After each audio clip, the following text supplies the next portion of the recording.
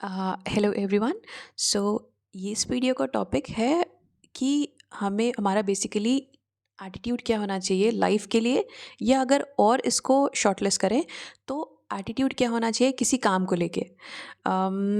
सो ये मेरा personal opinion है कि अगर हम किसी काम को करने जा रहे हैं, किसी नए काम को स्पेशली अटेम्प्ट करने जा रहे हैं, तो एटीट्यूड होना चाहिए कि हो भी सकता है, नहीं भी हो सकता है। मैं ट्राई करती हूँ इसको करने का, but back of the mind ये क्लियर होना चाहिए, ये चांसेस मतलब ये क्लियर होना चाहिए कि चांसेस हैं कि ये काम फेल हो सकता है। ओके, नाउ अब ये कॉन्ट्राडिक्ट करेगा बहुत सारे वीडियोस या बहुत सारे जो आपने सुना होगा कि हमेशा इमेजिन करो कि तुम ये कर सकते हो, हमेशा सोचो कि हो सकता है ये। आपने सुना होगा power of attraction and law of attraction, कि सोचते हैं तभी हो सकता है। ओके, सो जो भी मैंने बोला कि अगर हम किसी काम को अटेम्प्ट करने जा रहे हैं तो ये क्यों होना चाहिए कि हाँ हो भी सकता है, नहीं भी हो सकता है, और चांसेस है कि ये इस काम में मैं फेल हो सकती हूँ।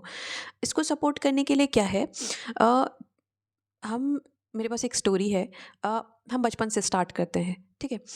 एक स्टोरी है, जैसे कि अगर आपने ऑब्जर्व किया हो तो नॉर्मली क्या होता है, जो भी हम लेके चलते हैं पहले उन लोगों को जो अच्छा, जो बहुत ही टॉप परफॉर्मर्स होते हैं, जैसे स्कूल्स में, कॉलेजेस में आपने ऑब्जर्व किया होगा, या आप अपनी लाइफ को भी रिफ्लेक्ट कर सकते हो कि एक्चुअल में होता क्या है। जब हम बचपन में होते हैं तो हमको किसी भी काम को करते हैं, ठीक है। लाइक फॉर एग्जांपल आप 10th में आए, तो अगर आप बहुत अच्छे परफॉर्मर हो, मान लो पढ़ने में बहुत अच्छे हो, आप 80s में 80s प्लस 80% प्लस आप स्कोर करते हो, तो धीरे धीरे करते करते आपको कॉलेज में जितने भी फ्रेंड्स होते हैं या जितने भी टीचर्स होते हैं उनसे अप्रिसिएशन मिलता है कि बहुत अच्छा काम है, बहुत अच्छा परफॉर्मेंस है, एंड बच्चा बहुत है अच्छा है पढ़ने में। आपका पीटीएम या पेरेंट टीचर मीटिंग होता है, तो आपको सुनने को मिलता है कि हाँ बच्चा एक्स्ट्रॉर्डनरी परफॉर्म कर रहा है, ये बहुत अच्छा कुछ कर सकता है या कर सकती है। सिमिलरली ये धीरे धीरे हमारे थॉट्स, ये जो भी प्रोसेस होता है ना, कि अगर हमें मतलब हम बहुत अच्छा परफॉर्म कर रहे हैं 10th में, 12th में, स्कूल्स में, कॉलेजेस में, तो ये धीरे धीरे स्टेप बाय स्टेप एक हमारा एक माइंडसेट बनता जाता है कि मैं तो कुछ भी कर सकता हूँ, मतलब मैं बहुत अच्छा परफॉर्मर हूँ या परफॉर्मर हूँ। मतलब लड़का या लड़की जो भी है, मैं जो भी चाहूँ एकेडमिक्स में मैं कर सकती हूँ या कर सकता हूँ। सिमिलरली जब आप 12th में आओगे तो अलग एक्सपेक्टेशंस होंगी लोगों की, एंड उसी हिसाब से आपको उस मतलब जैसे अलग एक्सपेक्टेशंस होंगी स्कूल्स की, टीचर्स की, एंड आप बहुत अच्छा परफॉर्म कर रहे हो तो आपको चारों तरफ से सुनने को मिलेगा कि वाह क्या बच्चा है, जैसे रिलेटिव्स भी बोलेंगे। तो ये माइंडसेट पे अफेक्ट करता है एक्चुअल में, एंड एक आपके अंदर एक एटीट्यूड बन जाता है कि मैं एक विनर हूँ, राइट। लेकिन 12th के बाद ग्रेजुएशन आता है, ग्रेजुएशन में भी आप अच्छे से परफॉर्म करोगे, सब कुछ अच्छा सा करोगे। इसके बाद प्रॉब्लम आती है, लाइक या तो आप जॉब के लिए जा रहे हो, या तो फिर आप कॉम्पिटिटिव एग्जाम के लिए जा रहे हो, या किसी और फील्ड के लिए जा रहे हो। एक्चुअल लाइफ यहाँ से स्टार्ट, मतलब मैं ये नहीं बोलूँगी एक्चुअल लाइफ, लेकिन यहाँ से लाइफ बहुत डिफरेंट होती है इन कंपैरिजन टू जो भी हमने बचपन से लेकर ग्रेजुएशन तक किया होता है। यहाँ से के बाद लाइफ आपको टर्न अपसाइड डाउन टर्न करती है। ओके, तो ये जो आपका एटीट्यूड होता है ना कि हाँ मैं एक विनर हूँ, उस पर बहुत ही ज़्यादा क्वेश्चन मार्क लगने लगता है। जैसे कि फॉर एग्जांपल आपने ग्रेजुएशन के बाद किसी कॉम्पिटिटिव एग्जाम की तैयारी करना स्टार्ट किया, आपने ट्राई किया, आपके अंदर ये एटीट्यूड है कि मैं विनर हूँ, मैं ये कर सकता हूँ, जैसे मैं आईआईटी कर सकती हूँ, ठीक है। ओके, अब होगा क्या, आप कॉलेज, आप कोचिंग में जाओगे, स्टार्ट करोगे प्रिपरेशन, वहाँ का मतलब इतना नॉर्मली जैसे आप फॉर एग्जांपल किसी भी कोचिंग इंस्टीट्यूट में गए, आपने पढ़ना स्टार्ट किया, उस वहाँ की प्रिपरेशन स्टार्ट की। ओके, स्टेप बाय स्टेप सारा प्रोसेस किया। अगर एक चांस लेके चलते हैं, चलो आप एक्स्ट्रॉर्डनरी हो पढ़ाई में, आप क्लियर कर लेते हैं, लेकिन हम दूसरा साइड लेके चलते हैं जो कि मेजोरिटी ऑफ द लोगों का होता है कि वहाँ पे एक नया एनवायरनमेंट मिला, आप फॉर एग्जांपल कहीं कोटा गए या कहीं और गए, नया एनवायरनमेंट मिला, नए टीचर्स मिले, इतने सारे बच्चों में आप वन ऑफ द लॉट हो, मतलब 300 बच्चों में या 500 बच्चों में आप एक हो। ओके, सो धीरे धीरे ये क्या आने लगता है कि ये मैं कर नहीं सकता। जैसे फॉर एग्जांपल आपने पहला मॉक टेस्ट दिया, आपने दूसरा मॉक टेस्ट दिया, पहली बार अटेम्प्ट किया किसी एग्जाम को, आप फेल हो गए, आपका कॉन्फिडेंस पे हिट हुआ थोड़ा सा। ओके, फिर आपने कहा चलो ठीक है मैं दूसरी बार देता हूँ, मैं कर लूँगा, ठीक है। आप दूसरी बार भी फेल हुए, आप फिर से हिट हुआ। तो धीरे धीरे ना ये जैसे जैसे आपने बिल्डअप किया था बचपन से लेकर ग्रेजुएशन तक कि मैं एक विनर हूँ या मैं जो चाहूँ वो अचीव कर सकता हूँ या कर सकती हूँ, उस पे धीरे धीरे हिट होने लगता है। एंड धीरे धीरे जैसे जैसे आप फॉर एग्जांपल आपने 5 साल दिया, 4 साल दिया, 3 साल दिया किसी कॉम्पिटिटिव एग्जाम को, आप लगातार फेल हो रहे हैं। आप वही रिलेटिव्स, वही घर वाले जो आपको अप्रिशिएट कर रहे थे कि आप एक स्टार हो, वही आपको बोलेंगे आप किसी काम के नहीं हो। आपके टीचर्स उतना ज़्यादा आपको ध्यान नहीं देंगे क्योंकि आप उतना अच्छा परफॉर्म नहीं कर पा रहे उस कॉम्पिटिटिव एग्जाम के लिए उस कोचिंग इंस्टीट्यूट में। ओके, सो अब यहाँ से माइंडसेट शिफ्ट होना शुरू होता है नॉर्मली बच्चों का कि मैं जो हूँ इतना अच्छा परफॉर्मर नहीं हूँ, मैं एक फेलियर हूँ।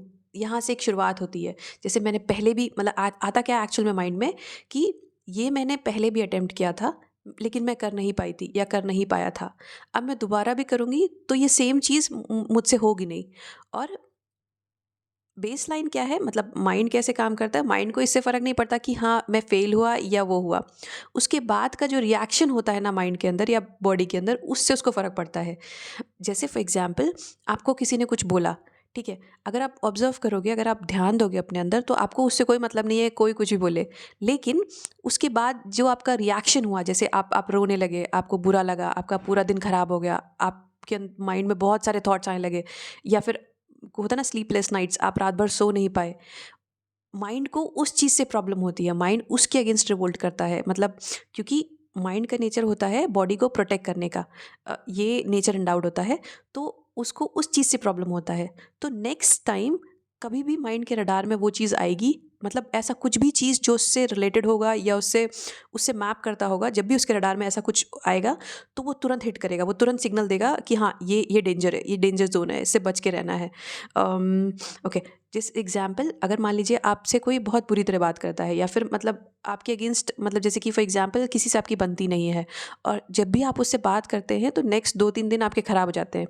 तो जब आपने पहली बार किया, दूसरी बार किया, तो नेक्स्ट टाइम जब भी आप वो आएगा या वो आएगी आपके आसपास, तो माइंड आपको लगातार सिग्नल देना स्टार्ट करेगा डेंजर जोन का कि हाँ। उसके बाद आप अब ऑब्जर्व करोगे तो आपकी जो ब्रेथ है वो थोड़ी ज़्यादा तेज़ चलने लगेगी। आप एक्टिवेट मोड में आ जाओगे कि हाँ, मतलब आप एक्टिव हो जाओगे, जो भी आपके सराउंडिंग है उसके उससे रिलेटेड, क्योंकि मतलब इस समय बॉडी एक्टिवेटेड मोड में है, अपने आप को प्रोटेक्शन करने के, अपने आप को प्रोटेक्ट करने के लिए, माइंड और बॉडी। सो ये सब होता है। तो इसी तरह से मतलब बेसलाइन ये है कि जो जो भी रिएक्शंस होते हैं ना, जो भी आपके आपके रिएक्शंस होते हैं, जैसे आप सो नहीं पाए, या फिर आप बहुत 2-4 दिन लगातार रोते रहे, या आपके दिमाग में बहुत सारा थॉट्स चलने लगा, आप अपने आप से मतलब आप अपने आप अपनी ही नज़रों में, होता है ना कि अपने आप को हम, जैसे आपने कभी भी ऑब्जर्व किया हो, कभी कभी कुछ लोग होते हैं जो कि उनका सेल्फ इस्टीम बहुत हाई होता है, लेकिन इन कंपैरिजन बहुत सारे लोग होते हैं जो कि एक्चुअल में उनका सेल्फ इस्टीम बहुत लो होता है। ओके, और एक्चुअल में इन द सेंस वो हो सकता हो लोगों को दिखाते हों कि हाँ मैं बहुत कॉन्फिडेंट हूँ या बहुत मतलब मेरे अंदर बहुत कॉन्फिडेंस है, बट एक्चुअल में वो, उनको बोलते हैं कि वो लोगों से वैलिडेशन लेते हैं, मतलब पीपल वैलिडेटेड, उनको वैलिडेशन चाहिए होता है दूसरों से इन कंपैरिजन टू उनको खुद से। तो एक्चुअल में अंदर क्या होता है, वो अपने आप को ही, मतलब जो डिसलाइक होता है ना, वो अपने आप को ही पसंद नहीं करते। रीज़न क्या होता है इसका कि जैसे फॉर एग्जाम्पल आपने सोचा कि हाँ मैं कल 5 बजे उठूँगी या 5 मतलब मैं सुबह जिम जाऊँगी। नेक्स्ट टाइम क्या हुआ, आपने ये नहीं कर पाए, मतलब आप सो गए या फिर कुछ भी हुआ। तो धीरे धीरे ना माइंड का डिसलाइक, मतलब अपने आप से डिसलाइक होना स्टार्ट करता है। सो ऐसे लोग का सेल्फ स्टीम बहुत कम होता है। दिखाने के लिए नहीं, बट रियल फेज में उन वो मतलब इसलिए वो नॉर्मली वो क्या करते हैं, वो दूसरों से एसोसिएट करने की कोशिश करते हैं, वैलिडेशन लेने की कोशिश करते हैं, ताकि उनके अंदर जो खालीपन है, अपने आप से ना अटैच होने पाने की वजह से उसको भरने के लिए वो दूसरों से कनेक्ट करते हैं, ताकि उनसे वैलिडेशन लेते हैं। Okay, so back to the topic. Fine. So हम यहाँ पे थे कि मान लीजिए आप जैसे आपका ये फेज़ हुआ, आपने कॉम्पिटिटिव एग्ज़ाम की तैयारी की, आप लगातार फेल हो रहे हैं, तो ये माइंड में बैठ जाता है कि मैंने पहले भी कोशिश किया था और उसका रिएक्शन सही नहीं था। रिएक्शन मतलब मेरा रिएक्शन जो था वो बॉडी के हिसाब से सही नहीं था। मैं अभी भी कोशिश करूँगी तो सेम वही आएगा। फिर धीरे धीरे आप जब भी नेक्स्ट चीज़ जब अटेम्प्ट करोगे, तो ये जो आपका ये है ना, ये कांस्टेंट फियर, ये फियर आपके ऊपर धीरे धीरे हावी होता जाएगा। ओके, जैसे कि आपने सुना होगा कुछ लोग बोलते हैं मेरी किस्मत अच्छी नहीं है, या फिर मैं ये नहीं कर पाऊँगा, मैंने पहले भी कोशिश किया था, मुझसे नहीं होने वाला। तो होता क्या है, फिर वो धीरे धीरे अपने काम में 100% देना अटेम्प्ट छोड़ भी देते हैं। ओके, इन कंपैरिजन टू, अगर आप थोड़ा सा अपनी लाइफ पे रिफ्लेक्ट करो। अगर आप जैसे बचपन में थे, राइट, बचपन में जैसे आपने चलना सीखा या फिर बोलना सीखा या कोई नई लैंग्वेज सीखी या कुछ भी, मतलब बचपन में होता था कुछ भी कर जाते थे हम लोग। हमें काम मिला, हमें कोई मना भी करता रहेगा फिर भी हम कर जाएंगे। तो ऐसा क्यों होता था? अगर आप क्लोजली ऑब्जर्व करोगे तो बचपन में ऐसा कोई थॉट नहीं होता कि हाँ मैं कर लूँगा या नहीं कर पाऊँगा। बस ये होता है कि करते हैं, देखते हैं, करते हैं, देखते हैं क्या होता है, राइट। जैसे कोई, हम पहले से, मतलब अगर आपने ध्यान दिया हो तो ध्यान दिया हो तो बचपन में कोई ऐसे प्लान नहीं करता कि हाँ ये ऐसे होगा, इसको ऐसे करना है। हम अपने आप सीख जाते हैं। जैसे कंप्यूटर्स आपने देखा हो या गेम्स देखा हो, हम अपने आप करते करते सीख जाते हैं। लेकिन हम ये सोचते नहीं हैं कभी भी कि ये हो सकता है या ये नहीं हो सकता है। सो उसी तरह अगर ये हम थॉट लेके चलते हैं कि, और हम सॉरी, अगर हम ये थॉट लेके चलते हैं कि ये काम मुझे मिला है, ये नया काम है, हो भी सकता है नहीं भी हो सकता है, but back of the mind clear होना चाहिए कि चांसेस हैं कि ये काम नहीं हो सकता है, राइट। एंड तो हम उसमें ज़्यादा अच्छी एनर्जी दे पाएंगे। हम मोस्ट ऑफ द टाइम या मोस्ट ऑफ द माइंड की एनर्जी इसमें फोकस नहीं करेंगे कि ये काम हो सकता है नहीं हो सकता है, राइट, रादर देन इसके तरीके निकालने में फोकस करेंगे, राइट। जैसे आपने कभी भी ऑब्जर्व किया हो, जो लोग मतलब जैसे for example most of the ये केसेस में होता है जब कोई तैयारी करता है कॉम्पिटिटिव एग्जाम की, तो उसके बैक ऑफ द माइंड में यही चलता रहता है, होगा नहीं होगा, होगा नहीं होगा। सो इसमें बहुत सारी एनर्जी लूज़ होती है। जब भी माइंड क्लियर नहीं होता है ना, तो मोस्ट ऑफ द बॉडी की एनर्जी यूज़ हो जाती है उसमें। रादर देन दैट, अगर आपको पहले डे वन से क्लियर है कि let me figure it out, okay. And एक और चीज़ है, फैक्ट्स के हिसाब से अगर आप कोई भी चीज़ पहली बार ट्राई कर रहे हो तो बहुत सारे चांसेस हैं कि वो फेल होना ही होना है, राइट। अगर आप नॉर्मली भी ऑब्जर्व करोगे ना, ये फैक्ट्स के हिसाब से, डेटा के हिसाब से है। सो उस टाइम पे क्या करना चाहिए? अगर आप पहली बार कोई चीज़ अटेम्प्ट करने जा रहे हो, जैसे आपने पहली बार गाड़ी चलाना सीखा होगा, राइट, या पहली बार कुछ, मतलब कुछ नया कुछ ट्राई किया होगा, जैसे जो लोग ग्राफिक डिज़ाइनिंग करते हैं, पहली बार आपने अगर ग्राफिक डिज़ाइनिंग ट्राई की होगी, राइट, तो पहली बार बहुत सारे चांसेस होते हैं कि आपसे वो काम नहीं होगा, राइट। तो उस टाइम पे क्या एटीट्यूड होना चाहिए कि जब भी आप वो काम कर रहे हो, जब भी आप किसी नए इन्वायरमेंट में हो या फिर नए चीज़ को ट्राई कर रहे हो, अपनी अवेयरनेस को बढ़ा लो। अवेयरनेस इन द सेंस, जो हमारा, मतलब अपने आप अपने अंदर बोलो कि जितना अवेयर हो सकते हो, अवेयर इन द सेंस कि अपना एक्टिवेशन मोड जो है, मतलब कि हाँ अभी मैं पूरी तरह से यहाँ पे इस समय प्रेजेंट हूँ, ओके। सो अपना जो अवेयरनेस लेवल है उसको पूरी तरह से बढ़ा लो। जो भी कुछ आ रहा है, पॉजिटिव नेगेटिव, जो भी कुछ आप काम कर रहे हो उस टाइम पे, अगर आप पहली बार ट्राई कर रहे हो किसी चीज़ को, तो जाने दो अपने अंदर, ठीक है। धीरे धीरे आप उस काम करोगे, हो सकता है पहली बार में फेल हो वो, लेकिन आप उससे एनालिसिस निकाल लोगे। अगर आपका ध्यान कहीं और होगा, इस पे होगा कि मैं इससे होगा कि नहीं होगा, तो जो उसका शॉर्टेस्ट तरीका होगा या उसको ओवरकम करने का तरीका होगा, उस पे आपका ध्यान नहीं जा पाएगा, है ना। माइंड एनालाइज नहीं कर पाएगा क्योंकि उसके पास डेटा ही नहीं है कि उस पीरियड ऑफ टाइम में जब आप वो काम, नया काम कर रहे थे, जैसे फॉर एग्जांपल आप पहली बार एक्सेल पे काम करना जा रहे हो, ठीक है। आपको किसी ने, जैसे ओके दूसरा एग्जांपल लेते हैं। फॉर एग्जांपल आपके बॉस ने, आप पहली बार किसी नए कंपनी में गए हो और आप एज अ, आपको बॉस के इंस्ट्रक्शंस फॉलो करने हैं, राइट। तो आप पहली बार, तो आप जैसे फॉर एग्जांपल जा रहे हो बॉस के सामने, तो बहुत चांसेस हैं कि वो जो बोलेंगे वो आपको समझ में नहीं आएगा। उन्होंने बोला कुछ रिपोर्ट बनाने के लिए, आपने कुछ और किया। उस समय पे बेस्ट पॉसिबल केस है आप अपनी अवेयरनेस को हाई कर लो, ठीक है। आपका माइंड धीरे धीरे धीरे धीरे पैटर्न्स को समझना स्टार्ट कर देगा कि अच्छा ये मेरा बॉस है, ये चाहता है। जैसे फॉर एग्जांपल मेरा बॉस चाहता है कि डिटेल ओरिएंटेड होना चाहिए, ठीक है।